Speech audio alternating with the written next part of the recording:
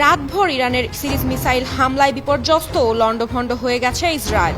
শনিবার রাতে এ যাবৎকালের সবচেয়ে ভয়াবহ হামলার মুখোমুখি হয় দেশটি। ভোরের আলো ফুটতেই সেই ক্ষত দৃশ্যমান হচ্ছে। বিশ্ববাসী দেখছে ধ্বংসস্তূপে পরিণত হওয়া ইসরায়েলকে। বিমান হামলার সতর্কতা সাইরেনের শব্দে নিরাপদ আশ্রয়ের খোঁজে জনগণের দিকবিদিকে ছুটাছুটি, শত শত আবাসিক ভবনের ধ্বংসস্তূপ সরাতেই দেখা যাচ্ছে একের পর এক লাশ। গুরুতর আহতদের গগনবিদারী চিৎকার, বিভিন্ন স্থানে ইরানি মিসাইলের বিকট শব্দের বিস্ফোরণ, আগুনের লেলিহান শিখা, ধোঁয়ায় আচ্ছন্ন পরিবেশ।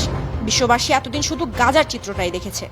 এবার এমন নির্মম চিত্রনাট্যের শিকার মধ্যপ্রাচ্যে নিজেদের অপরাজেয় দাবি করা দেশ ইসরায়েল। লণ্ডভণ্ড আর তছনছ হওয়া ইসরায়েলের এমন পরিণতি হবে বিশ্ববাসী তো বটেই, দেশটির মানুষও হয়তো কল্পনা করতে পারেনি। অত্যাধুনিক মার্কিন ক্ষেপণাস্ত্র প্রতিরক্ষা ব্যবস্থা থার্ড কিংবা ইসরায়েলি আয়রন ডোম প্রতিরক্ষা ব্যবস্থাকে চুরমার করে ইরানি মিসাইল গুড়িয়ে দিয়েছে ইসরায়েলের প্রতিরক্ষা সদর দপ্তর।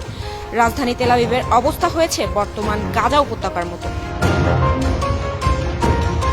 শনিবার রাত ছিল ইসরায়েলের জন্য এক বিভীষিকাময় রাত। এ রাতে হাইফা, তেল আবিব, বাতিয়াম, জেরুজালেম সহ ইসরায়েলের প্রায় সব গুরুত্বপূর্ণ শহরে আঘাত হানে ইরানের মিসাইল। একই সঙ্গে ইসরায়েলের দিকে মিসাইল ছড়ে ইরানের অন্যতম প্রক্সি গ্রুপ হিসেবে পরিচিত ইয়েমেনের প্রতিবিদ্রোহীরা। গাজা উপত্যকার হামাস যোদ্ধারাও চুপচাপ বসে থাকেনি। তারাও একই রাতে ছড়ে কয়েক ডজন রকেট। ত্রিমুখী হামলায় দিশেহারা হয়ে পড়ে ইসরায়েল। আকাশ প্রতিরক্ষা ব্যবস্থা চুরমার করে ইরানি মিসাইল, ড্রোন আর রকেট হামলায় ধ্বংসলীলা দেখা ছাড়া কোনো উপায় ছিল না ইসরায়েলের। ইসরায়েলি সংবাদ মাধ্যম দ্য টাইমস অফ ইসরায়েল জানিয়েছে, ধ্বংসস্তূপ থেকে একের পর এক লাশ উদ্ধার হচ্ছে। এখন পর্যন্ত 8 জনেরও মৃত্যু নিশ্চিত হয়েছে। আহত হয়েছেন 200-রও বেশি মানুষ। ইসরায়েলের সর্বাধুনিক আকাশ প্রতিরক্ষা ব্যবস্থার নাম আয়রন ডোম। মূলত এটা এমন এক ধরনের ক্ষেপণাস্ত্র ব্যবস্থা যা লক্ষ্যবস্তুকে আঘাত হানার আগেই শত্রুর ক্ষেপণাস্ত্রকে আকাশেই ধ্বংস করতে পারে। বড় ক্ষেপণাস্ত্র তো বটেই, ক্ষুদ্র রকেটও ধ্বংস করে দেয় এই আয়রন ডোম।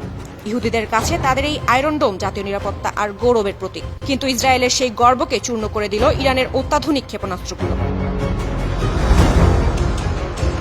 সংবাদ মাধ্যম দ্য টাইমসের যাচাই করা একটি ভিডিওতে দেখা গেছে তেল আবিবের একেবারে কেন্দ্রস্থলে আঘাত হানে ইরানের ক্ষেপণাস্ত্র, যেখানে ইসরায়েলি প্রতিরক্ষা বাহিনীর সদর দপ্তর সহ বেশ কয়েকটি সামরিক স্থাপনা রয়েছে। এই ভিডিও ছড়িয়ে পড়েছে সামাজিক যোগাযোগ মাধ্যমে।